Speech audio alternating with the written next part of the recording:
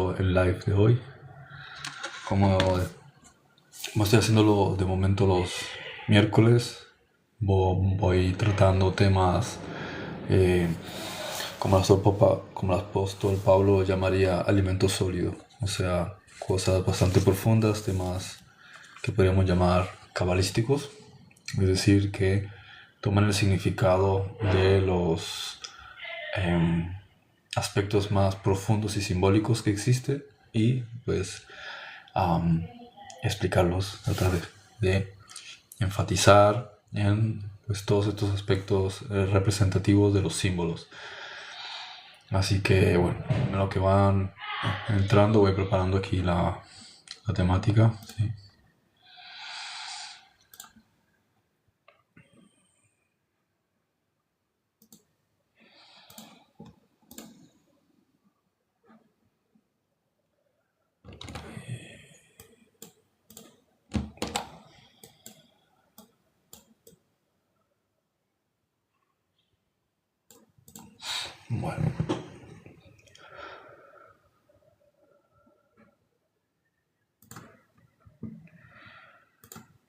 Bueno, estuve hablando con anterioridad sobre los 12 arquetipos principales que están relacionados con los animales relativos al relato del Génesis. ¿Sí? ¿Cuáles son los 12 animales terrestres? ¿Cuáles son los 7 animales acuáticos, los reptiles? ¿Y cuáles son las 12 aves? ¿Sí? Las 12 aves que están referidas cuando se habla de controlar estos animales, ¿no? ¿Cuáles son los animales de tierra? ¿Cuáles son los animales? Es decir, ¿cuáles son los arquetipos de la mente que han de ser dominados, ¿no? Las aves, que son los de la mente superior, la forma de pensar más elevada, los terrestres, que son los aspectos generales del comportamiento humano, las acuáticas, ¿no? Que son los del subconsciente, y los reptiles, que son los del inconsciente, los instintos más primitivos, instintos de supervivencia y de reproducción, ¿no? Y la parte básicamente se le podría llamar instintiva. Bien. Bueno, ahora, aunque también es muy interesante hablar, por ejemplo, de plantas, de árboles y hierbas más importantes que se relacionan con el conocimiento que es positivo para el individuo. Son 12 y 12 también, casi todos se parten de simbolismo del 12. Y también hablaré en su momento de las 12 piedras, cuál es el significado de cada piedra, que representan virtudes o aspectos aspectos de los dones, digamos, que el individuo recibe. En este momento, esta vez voy a hablar, si me da tiempo de hacerlo en un solo live, de lo que son las 12 tribus, ¿sí? Que representan las 12 tribus de Israel como puertas del cerebro a la mente, ¿sí? De la mente a los aspectos de la personalidad. Que es la segunda parte, ¿no? Entonces, el primer aspecto de la personalidad son las 12 tribus y después 12 aspectos que se tienen que disciplinar de esos 12 aspectos de la personalidad, que son los arquetipos de los 12 apóstoles, ¿no? Entonces, es importante entender que esto está directamente conectado con las llamadas 12 constelaciones, porque no es casualidad, no es albur, ni invenciones de la gente antigua, que simplemente pues decían, estas estrellas tienen esta forma y esto significa un animal así. No, ellos no inventaban nada de eso. Eso es una información que reciben de los ángeles, ¿sí? Y se lo dan a la humanidad. Es una información, llamémosle celestial, donde todo el mapa celestial, todo, quien lo entiende correctamente, tiene un significado que representa todo el conocimiento del comportamiento de la mente y de los arquetipos del comportamiento, cada uno de ellos. O sea, entrar en detalle sería muy extenso, porque son mínimo un bloque de 36 estructuras, 12, cada una de ellas tiene 3 a su vez, y están ramificadas, ¿no? Entonces, bueno, eso sería un poco extenso, pero lo puedo tratar en su debido momento. Lo que es ahora, voy a hablar lo que es de la conexión de cada uno de ellos. Por ejemplo, el aspecto Aries, lo que se llama el Cordero de Dios o el Cordero del Cielo, es es una representación de la tribu de Gad, ¿sí? Tauro es una representación de la tribu de Efraín, y así vamos viendo todos y cada uno de ellos que son puertas de la mente, ¿sí? Géminis, Benjamín, Cáncer, Isaacar, Leo, Judá. Virgo, Neftalí, Libra, Aser, Escorpio, Esdán, Sagitario, José, Capricornio, Zabulón, Acuario, Rubén, Piscis, Simeón. Y esto no es una información cuadrada, ¿sí? Ni dogmática, ¿sí? Es una información representativa, ilustrativa y explicativa, ¿sí? Lo que pretendo con esto es dar a entender de forma general, ¿sí? Cómo estos símbolos se han enseñado para que nosotros entendamos cómo funciona nuestra mente y cómo la perfeccionamos, ¿de acuerdo? Entonces es bueno entender cómo estas cosas se conectan con áreas del cuerpo, cómo se conectan con plantas, animales, colores. Y como digo, cuando hablo de animales, como he explicado, están los voladores, los terrestres, los acuáticos, los reptantes. Incluso están los insectos, pero esto es otra cosa porque esto es más del comportamiento parasitario o los vicios de una persona, los malos hábitos. Entonces cada uno de ellos tiene un significado, tiene una correlación con una piedra o bueno, llamémosle piedras si queremos llamarle así, que son gemas y todos estos. A su vez están correlacionados con días y horas específicos. Entonces todo es un sistema, todo el universo, en especial esta parte de la galaxia, es toda una estructura, ¿sí? Completamente engranada con cuadrantes. De esa manera, cuando nosotros miramos hacia cierta parte de las estrellas, a cierto lugar, nos está contando algo. Y eso está directamente conectado con los marcos del tiempo. De esa forma, cuando llega primavera, en realidad no es simplemente que surgen las plantas, es una de 4 procesos de la mente.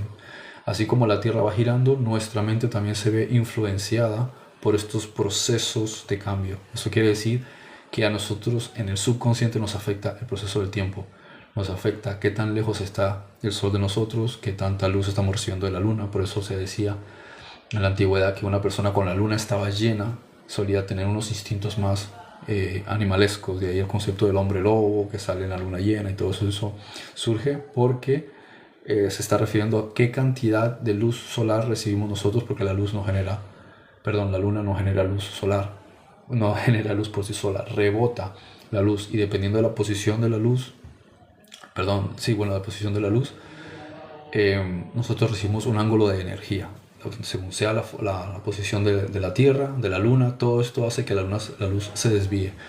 Por tanto, nuestra mente está siendo influenciada por una serie de vibraciones y resonancia que tienen una carga de energía. La luz se compone de unos paquetes de información llamados fotones. Esos fotones, cuando golpean la superficie de nuestro campo cuántico, de nuestro ser, influyen en nuestra personalidad. En un cierto momento nos dejan descansar para que podamos procesar, que es cuando es de noche, y nuevamente vuelven a salir para bombardearnos con esta actividad.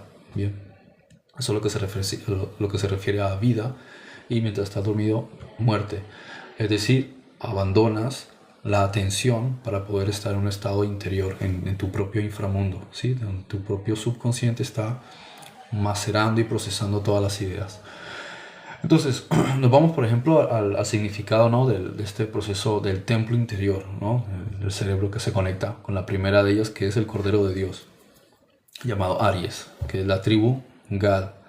Bien, él está conectado con el nervio olfativo, ¿sí? Porque cada uno de estos dos está conectado con algún área. Esta vez simplemente les comparto aspectos, digamos, generales que están relacionados con el sistema nervioso. Bien, como he dicho, hay muchos sistemas, muchas estructuras, pero esta vez solamente voy a hablar del significado de las 12 tribus, su vaga conexión con las constelaciones, porque eso lo explicaré en su debido momento, las 12, porque cada una de ellas tiene 3, a su vez son 36 importantes, y luego el aspecto del carácter, ¿no? En este caso, el concepto de Gad, la tribu de Gad, representa el inicio del impulso vital, ¿vale? Es el aroma del espíritu. Nosotros lo vemos en la naturaleza porque es el inicio de la primavera. De ahí las celebraciones como el Pesaj, ¿no? La Pascua. Todo esto tiene un significado de por qué el pueblo de Israel se le manda a que inicie con esto. Ellos salen de Egipto y automáticamente lo primero que se hace es una celebración en la que tiene que haber sangre de un cordero, se tienen que poner los dinteles de las puertas y luego van a cruzar el mar. Todo esto es un significado. El cruce del mar es el mismo elemento del cruce de la Tierra con el sistema solar alrededor de cierta parte de la Vía Láctea. La Vía Láctea, nosotros miramos hacia el cielo, vemos como una línea, ¿sí? Nosotros le llamamos Vía Láctea, pero otras culturas lo llamaban el río, ¿sí? El río celestial. Entonces, ese es el mar también celestial, símbolo también del mar celestial, que es el infinito. Entonces, el pueblo de Israel tiene que cruzar ese mar. ¿Quién es el pueblo de Israel? Es todos aquellos, la conciencia colectiva que está en un proceso de trascendencia. De ahí viene el concepto hebreo del término ibri, atravesar o pasar por encima. Lo mismo es Pascua, Pesaj, ¿sí? Quiere decir que pasas por encima. Entonces son términos que tienen cierta analogía porque nosotros estamos en el mundo, pero pasamos por encima del mundo. Es decir, tenemos que avanzar hacia la trascendencia, pasar por encima de las circunstancias y de la ilusión del mundo. ¿Y eso cómo se consigue? A través de la disciplina de 12 aspectos de la personalidad. Entonces, estos 12 aspectos de la personalidad o arquetipos del comportamiento empiezan con Aries, ¿sí? Que es la tribu Gad. Luego, la siguiente, ¿sí? Que esta es el inicio, ¿no? Cuando sale la parte más noble, como el niño cuando nace y empieza a crecer. Esto lo explicaré en su debido momento, solamente en lo concerniente a cada una de las constelaciones.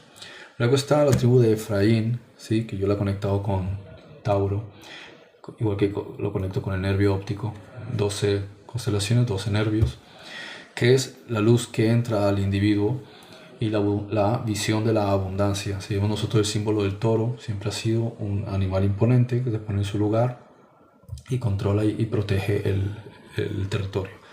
De hecho, antes de la era del cristianismo, era la era del toro. Bien, importante también, la era de... en la época, por ejemplo, de los... ¿cómo se le llama? De los Nephilim, ¿sí? Fue una transición en esos ciclos que iban desde Leo, Cáncer, Géminis, Tauro y Aries para llegar nosotros ahora a Piscis, corrijo, ¿no? Entonces la era antes del cristianismo fue la era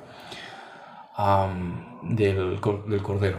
Bien, es interesante ese punto curioso porque dice que el Cordero de Dios fue sacrificado, ¿sí? Muere el Cordero, y es cierto, porque con el periodo del inicio del Imperio Romano, el ministerio de Jesús, de Yeshua, es el final de la era de Aries para empezar la era de Piscis. Entonces finaliza la era de Aries. Aries es el Cordero de Dios, entonces el Cordero del cielo. Entonces finaliza el sacrificado, muere ese ciclo de 2160 años e inicia un nuevo ciclo de 2160 años que es la era de Piscis, ¿no? Que ahora estaba finalizando para dar lugar a la era de Acuario. Bien, esto no es esoterismo ni, bueno, como sea que quieran utilizar esos términos. Estoy hablando de ciencia celestial, que ya esto se conocía en eras muy antiguas, sino que esta información se ha perdido por causa de que la Iglesia Católica perseguía este conocimiento, satanizándolo, porque tenía miedo de que la gente abriese su comprensión y dejase los legalismos y empezase a expandir su conciencia. Entonces, después de Tauro viene Géminis, ¿sí? Los gemelos, que yo lo he asociado con Benjamín, ¿sí? Que en el caso del sistema nervioso sería el nervio oculomotor, y ya se estaría representando la dualidad de la mirada y el enfoque, los aspectos también del individuo.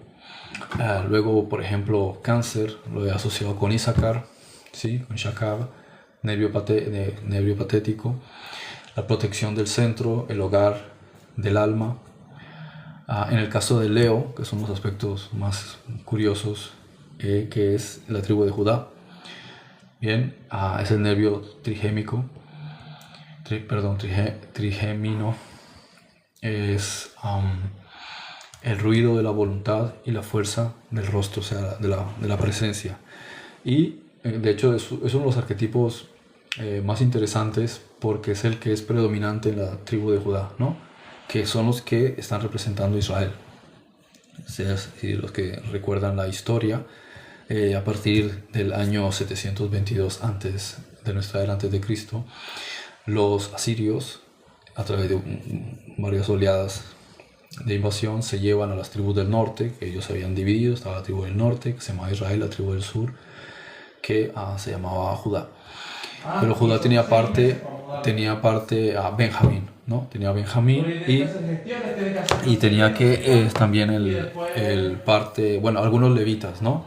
Había algunos levitas, porque sabemos que los levitas no tenían tierra propia, sino que ellos se quedaban algunos en cada una de las tribus, ¿no? Entonces había algunas tribus que tenían pues diferentes compañeros de ciertas tribus, pocos de ellos que se quedaban en algunas de estas tribus en general. O sea, es como yo pertenezco a una tribu, pero con el tiempo a lo mejor voy y migro y estoy en alguna otra tribu, unos cuantos de ellos. Pero en general estaban ubicados en unos lugares específicos, y la tribu de Levi se repartía entre ellos, ¿sí? De poquito en poquito, pero no tenía una tierra propia, por así decirlo. Entonces en realidad eran 11 los que posicionaban el territorio.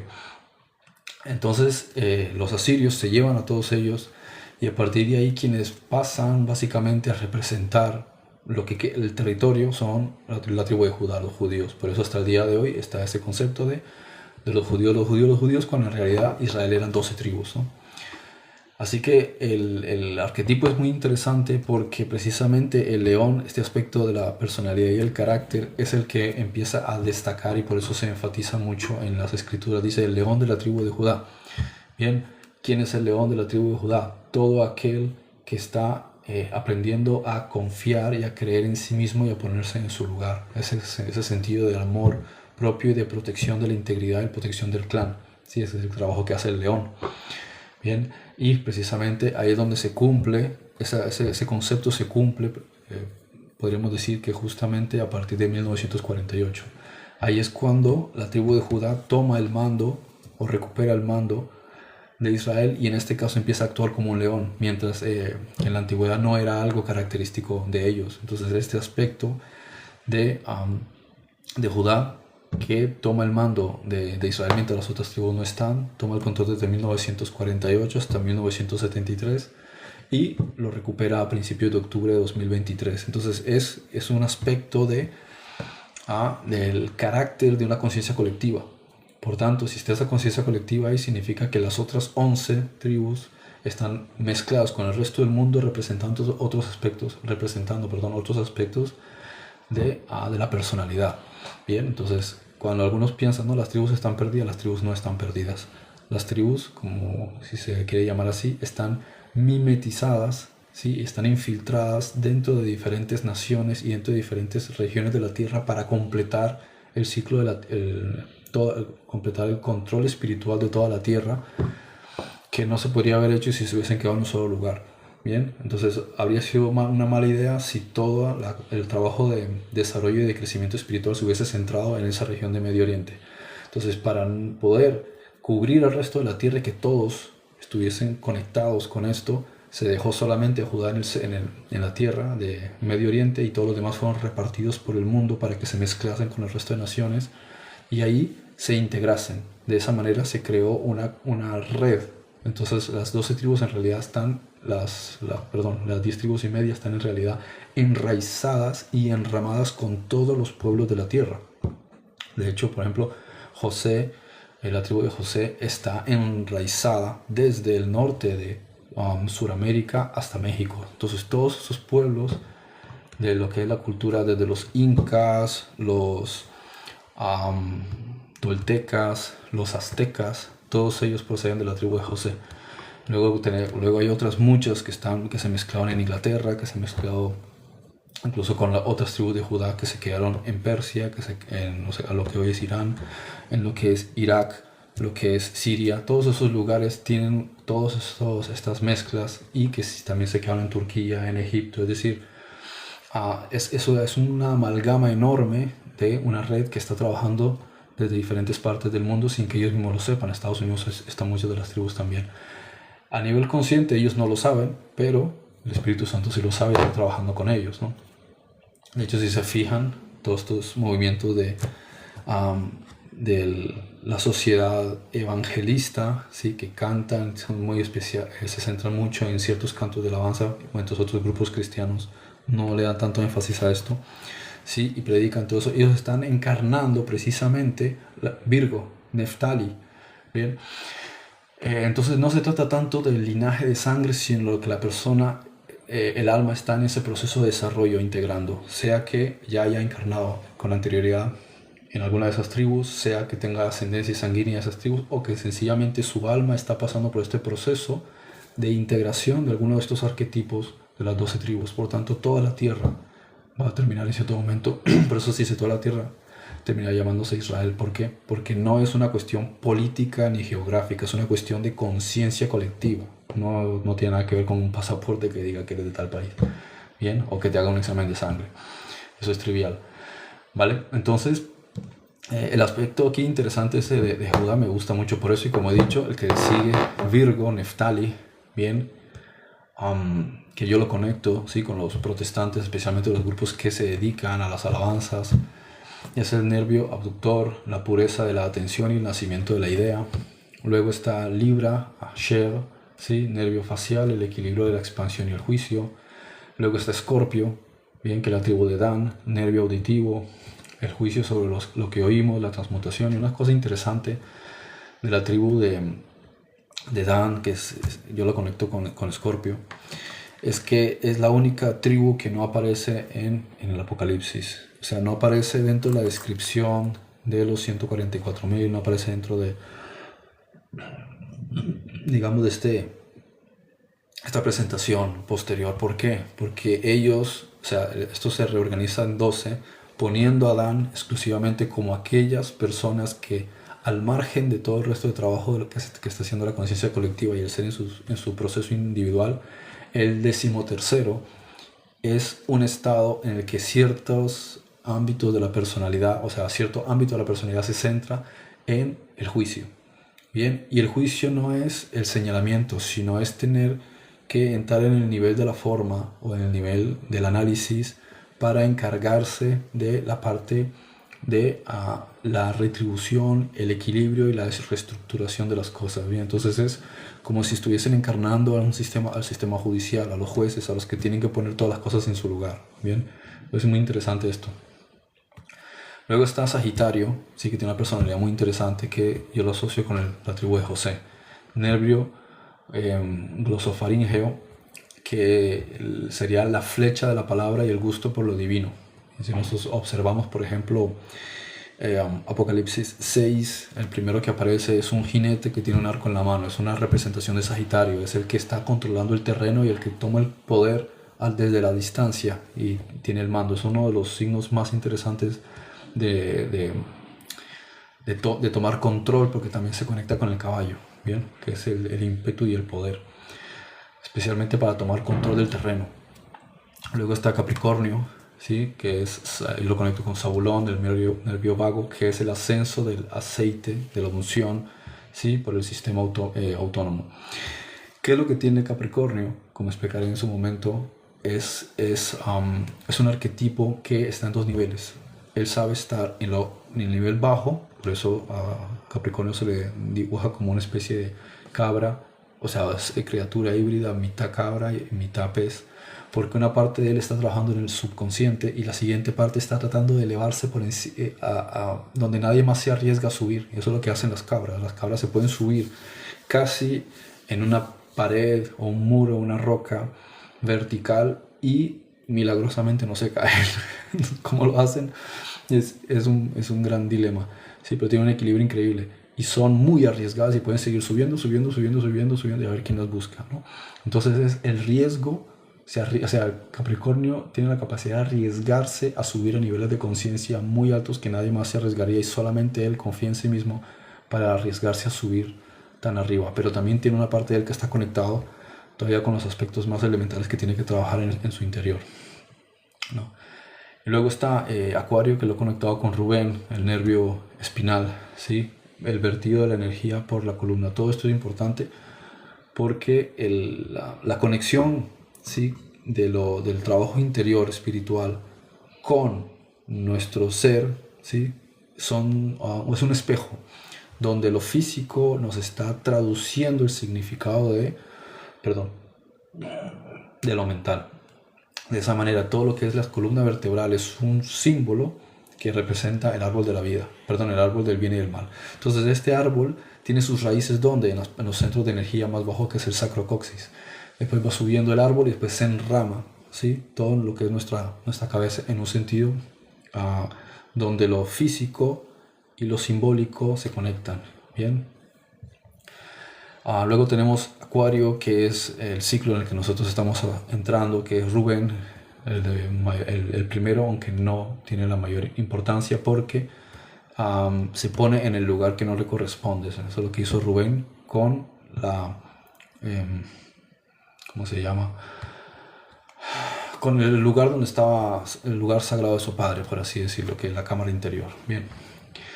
Yo lo he conectado con el nervio espinal y simbolizaría el vertido de la energía por la columna, como he dicho. Todos están conectados siempre con esto. ¿Por qué? Porque nosotros tenemos una sustancia que se llama líquido cefalorraquídeo, que aunque recubre el cerebro, en realidad está bajando y subiendo a través de la médula. Tiene un flujo de energía. Eso está representando precisamente el aceite de la unción. Entonces, cuando el aceite sube, vuelve a bajar, siempre con estos símbolos de la respiración que ayudan, cuando nosotros respiramos fuerte, ayuda a potenciar o empujar con mayor fuerza esta energía. Este subir y bajar está representando nuestro trabajo interior, nuestra conexión con Dios y nuestra conexión con el mundo. ¿Bien? Luego, por último, está Piscis, que es el ciclo que estamos terminando, el ciclo del Imperio Romano, el ciclo del cristianismo, que es Shimeón, nervio hipogloso, el control final de la lengua y de la dualidad. Y bueno, aunque no quiero entrar demasiado en énfasis sobre los signos, como digo, que ya lo abordaré más adelante. Sí quiero, por ejemplo, comentar algunos aspectos interesantes, ¿sí? Que es, por ejemplo, encontrar relaciones entre Judá y Pedro, Isaacar y Andrés, Zabulón y Felipe. O sea, que es bueno también entender que las 12 tribus en sí representan estos aspectos de la personalidad, pero estos aspectos de la personalidad tienen que entrenarse, y nosotros a veces estamos en procesos de nuestra vida o de diferentes encarnaciones donde hay diferentes fases de estos aspectos de la personalidad que estamos trabajando. Bien, podemos estar trabajando varios al mismo tiempo, pero normalmente lo propio es cuando uno hace un trabajo interior y analiza, se analiza, se conoce a sí mismo y evalúa en qué fase estoy. Por eso cuando nosotros leemos dice sed discípulos o haced discípulos, y los discípulos que Jesús tenía, el discípulo viene de la disciplina. 12 discípulos quiere decir 12 disciplinas. ¿Cuáles son las 12 disciplinas? Cada una de las 12 que representan las tribus de Israel, o sea, del hombre, o sea, cuando la conciencia, el ser, ve o empieza a entender lo que es el reino celestial, por eso significa Israel, el hombre que ve lo celestial. Entonces él tiene, una vez lo ha visto y lo ha entendido, ahora tiene que considerar si va a empezar a escalar ese despertar o si él, por el contrario, va a empezar, o sea, se va a quedar al margen de las circunstancias y va a seguir viviendo en la ilusión. Es difícil, porque si precisamente él está viendo, por eso dice Ish-Ra, o sea, si él está viendo a lo elevado, a partir de ahí sube a otro escaño de realidad, y en ese escaño de realidad va a observarse a sí mismo, va a ver la amalgama de los 12 aspectos, y va a tener que irlos corrigiendo uno a uno, porque esa es la entrada de apertura del ser al despertar de conciencia y a lo que se denomina la resurrección, que no tiene nada que ver con la muerte del cuerpo, tiene que ver con la elevación de la conciencia a tal grado que nuestro ser ya no necesita seguir utilizando este cuerpo de tercera densidad, y pasará en su momento a empezar a utilizar un cuerpo que pertenece a la cuarta densidad, a la cuarta dimensión. Pero ese cuerpo no lo puede, manipular, porque no tiene, hablando en términos simplistas, imaginemos que tenemos 7 cuerpos y cada cuerpo funciona con una energía, un rango de energía determinado. Para tener el cuerpo de la cuarta densidad no tenemos la energía suficiente. Bien, ahora lo digo en términos simplistas. Ahora podemos utilizar un cuerpo que se conecta con nuestro estado de conciencia, nuestro estado de conciencia actual. Entonces, según el ser, hemos estado encarnando muchas veces en un cuerpo de tercera densidad o tercera dimensión, que es el que se corresponde con nuestro estado de conciencia. Cuando nosotros elevemos ese estado de conciencia, que es el de la unicidad, del deshacimiento del ego, del desapego, de la afiliación con Dios, de la comprensión de que el universo no es real, que es una ilusión, que todo es amor, que todo está unido, ¿sí? Entonces la conciencia, tu forma de pensar, tu percepción, todo empieza a cambiar, empieza a vibrar en un nivel mucho más alto. Entonces, ¿qué hace? Empieza a conectar con la energía que mueve o que puede, ¿cómo se podría decir? Que puede trabajar, manipular o integrarse en el cuerpo de cuarta densidad, que es lo que la Biblia llama el cuerpo de la resurrección. Como digo, no tiene nada que ver con la muerte del cuerpo. Se habla de muerte, ¿por qué? Porque se entiende que el individuo está muerto cuando no está conectado con la fuente. Es decir, estamos en Dios, pero no somos conscientes de eso. Entonces estamos muertos. Para nosotros esto es una idea equivocada. Nosotros pensamos que la muerte es dejar el cuerpo. Dejar el cuerpo no es morir. Morir ya es el estado en el que nosotros estamos. Que Jesús dijese que cuando una persona deja el cuerpo está durmiendo. Bien, no lo llamaba muerte porque él entendía claramente que eso no era morir. Bien, es una cuestión simplemente que tenemos una percepción equivocada y creemos que dejar el cuerpo es morir, y eso no es morir. Por eso dice, para Dios todos viven. O sea, Dios sabe que estamos vivos, que no tiene nada que ver con dejar el cuerpo, entrar en un cuerpo, salir de otro cuerpo. Eso no es morir. Es el hecho de que cuando te distancias de la realidad, entras en el estado del ego, de la separación, de lo que se llama la serpiente antigua. Tú mismo te distancias de Dios y tú mismo estás entrando en un lugar de muerte. Por eso dice la Biblia, la muerte dejará de ser. Quiere decir que ya no va a haber más separación. Todos los seres entenderán que estamos ya dentro de Dios, estamos conectados con Dios y nunca estuvimos fuera. Entonces se acaba eso, y como consecuencia, al acabarse este modelo de pensamiento errado, las consecuencias erradas también desaparecen. Por tanto, ya no necesitamos tampoco estar reencarnando todo este concepto de samsara. Simplemente pasamos a activar un cuerpo que sí vibra con ese estado de conciencia de unicidad, que es la cuarta densidad, la cuarta dimensión, o cuerpo de la resurrección, que ya no necesita desencarnar. O sea, no necesitamos salir de ese y volver a entrar a otro. Ese vehículo lo podemos utilizar durante miles y miles de años hasta que elevemos nuestra conciencia a otro nivel y pasamos a un quinto plano, y luego un sexto y un séptimo. Entonces, bueno, ese es el punto que quería comentar principalmente. Continúo con esa temática el próximo miércoles porque son diferentes temas conectados con esto de las constelaciones, y hablaré de las 12 disciplinas que son Pedro, Andrés, Felipe, Santiago el Mayor, Bartolomé, Tomás, Juan, Judas Iscariot, Mateo, Santiago el Menor, Tadeo y Simón el Cananeo. Ok, trataré de eso el próximo día. Voy a mirar si tienen preguntas. Voy a mirar aquí, empezando por las de Andri. Así dice Salmos 19: los cielos cuentan la gloria de Dios y el firmamento anuncia la obra de tus manos. ¿Hay alguna relación de la posición de las estrellas con nuestras vidas? Sí, o sea, no es casualidad que nosotros nazcamos en el momento y el lugar de la esfera planetaria. Sí, he dicho esfera planetaria, aunque no le gusta a los terraplanistas. En cierto momento, todo eso tiene una razón de ser. Bien, hay una posición, hay un lugar. ¿Por qué? Porque aunque la luz de estas estrellas que llegan a nosotros las emitieron hace muchísimo tiempo, o sea, lo que nosotros estamos viendo del cielo es el pasado, no estamos viendo el presente. Esa luz que llega a nosotros salió de esa estrella hace millones de años, o puede que no millones de años, pero miles y miles de años. Entonces, esa luz, en el momento en que llega a nosotros, tiene una carga de energía particular. Por ejemplo, la que llamamos el Sol, Ors, él tiene una carga de energía y un tamaño específico. Entonces, esa y una distancia a nosotros. Entonces, la luz tarda, creo que son, no me acuerdo si son 9 minutos, 9 segundos, algo así, en llegar desde el Sol a la Tierra. Entonces, él tiene una carga de energía. Nosotros lo traducimos y decimos, es un sol de color amarillo. Bueno, es una forma de decir, bien, según el espectro lumínico. Pero hay otras estrellas que están a una distancia diferente, mayor, tienen un tamaño mayor, y lo más importante, la emisión de luz es diferente. Por ejemplo, Betelgeuse, por ejemplo, Aldebarán Naranja, Betelgeuse es rojo, Antares es rojo. ¿Qué significa? Que la emisión de energía tiene un rango de vibración menor y va a trabajar más con ciertos aspectos de la energía del individuo. Con la luz es más alta, por ejemplo, estrellas que emiten una luz más blanca, está más relacionados con aspectos más altos de la conciencia. Y después hay otros que son las enanas azules, o están las enanas blancas, las enanas azules, que ya generan una energía mucho más diferente que trabaja con la mente interior. Entonces, aquellos seres o aquellas conciencias que encarnan y viven en mundos que giran alrededor de ese tipo de estrellas, su percepción y su experiencia es distinta unos de otros. Entonces, los que estamos alrededor de estrellas, que podríamos llamar de color amarillo, ¿sí? Otros más anaranjado y otros rojo, y después otros que son blanco y otros azul. Entonces, todos estos aspectos son la influencia de estos astros.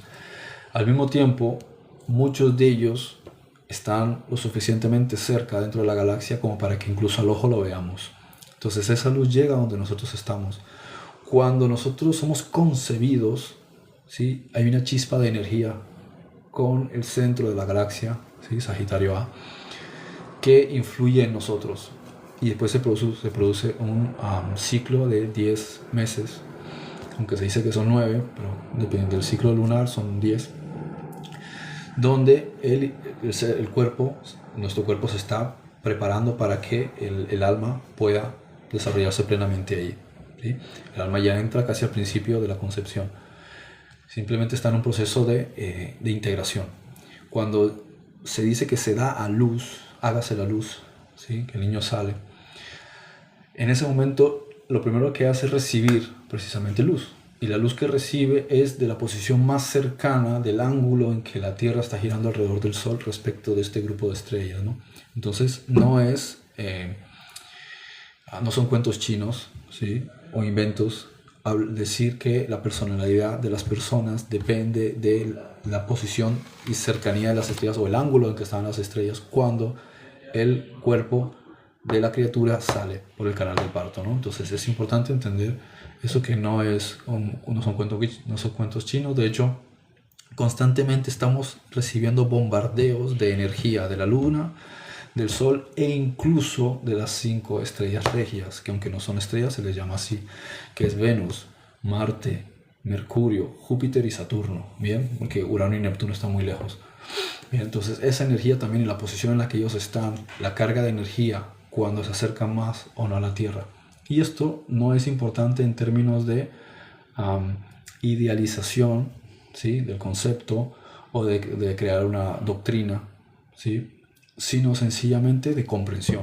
Qué interesante, ahora entiendo por qué pasa esto. Eso es todo. Lo mismo pasa con las fases de la luna. La luna tiene sus 8 fases.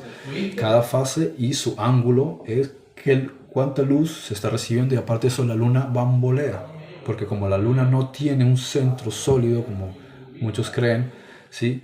Sino que es un constructo, la luna es un artefacto, ¿sí? Artificial. Entonces ella está, aunque está recubierta de tierra, dentro es una estructura mecánica. Entonces ella bambolea, por tanto ella se acerca y se aleja, y eso significa que cuando está más cerca el rango de energía según su posición es más fuerte o es menor en los ciclos que están más lejos. Y esto es importante entender también, como digo, no como marco de doctrina o legalismo, crear una religión sobre eso, sí, o que uno se ponga a estar estudiando el tarot como quien necesita encontrar a Dios, sí, en eso, sino simplemente como ratificar aspectos de la personalidad. Entonces, cuando conoces la personalidad te das cuenta de que naciste en un ciclo o una etapa particular, ¿sí? Que influye en tu carácter, como el de él. Pero también a lo largo de tu vida vas a verte influido por ciclos de otros ciclos, que es algo totalmente normal. A nosotros nos influye la primavera, aunque no queramos que nos influya.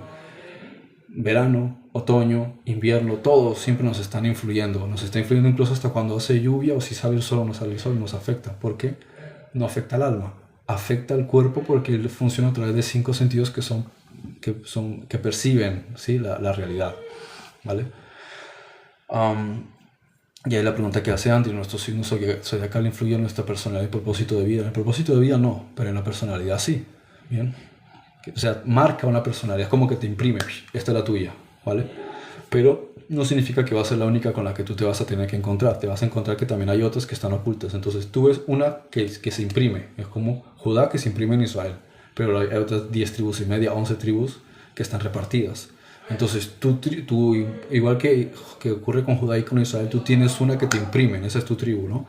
Pero tienes otras que están repartidas por el resto. No están ahí en el lugar, o sea, tu cuerpo es como el terreno, la tierra de Israel, ¿no? Tú tienes tu cuerpo y él ha sido impreso por una tribu, Israel por Judá, pero las otras tribus están repartidas. Entonces tus otras tribus, por así decirlo, 10 y media, 11, están repartidos dentro de tu subconsciente. Tú tienes que ir y recuperarlas y volverlas a traer a tu centro, que es esta representación de la tierra de Israel, ¿vale? Entonces, ¿quién es el que trae las tribus a Israel? El Mesías. ¿Quién es el Mesías? El que ha alcanzado el despertar de conciencia, porque su Mesías quiere decir ungido. Mashiach viene de la palabra Mashiach, que es aceite de oliva en hebreo. Y Cristo, ¿sí? Viene de Christos, que es ungido en griego. Entonces, ¿qué es ungido en un término y en el otro? Ungido es alguien que se ha untado con aceite de oliva, que tiene valor el aceite de oliva. Que la oliva, el olivar, representa el cielo. Entonces, y el aceite en sí es estar untado con la presencia de Dios. De manera que aquel que despierta su conciencia, que está untado porque está su vida se conecta con la conciencia de Dios a través de su vida, su forma de pensar y demás, él es el que trae las tribus que están perdidas. O sea, él se disciplina en coger y corregir estas disciplinas en su propia mente, de manera que todos son una y se integran, ¿vale? Aquí Andri también comenta Salmo 147:4. Él cuenta el número de las estrellas, las llama todas por sus nombres. ¿Por qué el nombre de cada estrella? Muy bien, cada estrella tiene un nombre, tiene un significado, ¿sí? Porque cumple una función. Cada estrella en el cielo es como un engranaje que tiene su función y propósito, así es. Y es un mapa, ¿sí? Que cuenta la historia del subconsciente. Todas las estrellas que están agrupadas por constelaciones desde Ofiuco, Serpens, la ballena, Crux del Sur, todos ellos no fueron inventados por capricho, ¿sí? Que se les llame así, sino que es un mapa, así como nosotros tenemos la Biblia física. Esa fue escrita mucho antes de que existiesen los libros físicos para que los sabios pudiesen analizar el subconsciente y evolucionar y entender y conocer los misterios de la vida. Entonces es un mapa que nadie va a poder modificar. Pasarán los siglos y apenas si se cambian un poquito de posición por la precesión de los equinoccios, pero la información sigue estando ahí y es inamovible, mientras que si la escribes en una montaña puede haber un terremoto y se cae, ¿sí? O si está en un árbol, algún día, después de 3000 años y mucho, el árbol deja de ser, pero en las estrellas no se puede modificar. Entonces ahí se queda la información codificada, es un libro o un manual estelar. El último, aquí pone Andri el Salmo 148:3. Alabadle sol y luna, alabadle vosotras todas lucientes estrellas. Las estrellas que vemos en el cielo tienen una conciencia, o sea, tienen sus pensamientos. Sí, pero bueno, eso es intrascendente. Bueno, no sé si tienen alguna pregunta. O sea, lo que nosotros llamamos estrellas y planetas es el cuerpo de ciertas conciencias que están mucho más elevadas que nosotros, que representan conciencias más grandes. Eso se le llama logos planetario o logos solar. Nosotros también somos un logos. Sí, la galaxia también es una agrupación de un logos creador. Bien. Bueno, no sé si hay alguna pregunta que tengan por ahí.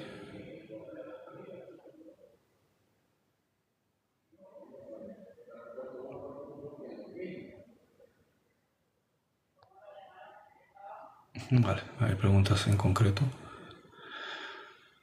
Bueno, continuamos el viernes, sí, que traeré, pero no con este tema.